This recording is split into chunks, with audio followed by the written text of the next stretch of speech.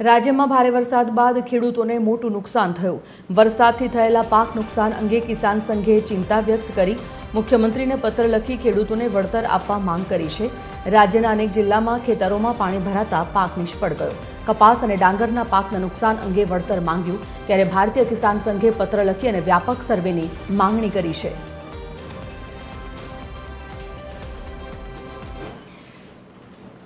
જ્યાં પાણી ભરાયા છે ત્યાં પાક નિષ્ફળ ગયો છે।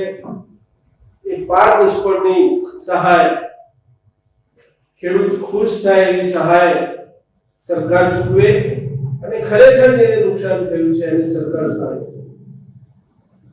રાજ્યના મુખ્યમંત્રીશ્રીને વિનંતી છે કે જ્યાં જ્યાં પાણી ભરાવાની સમસ્યા થઈ છે એ સમસ્યાનો કાયમી નિકાલ થાય એ દિશા તરફ પણ સરકાર એક્શન પ્લાન બનાવે।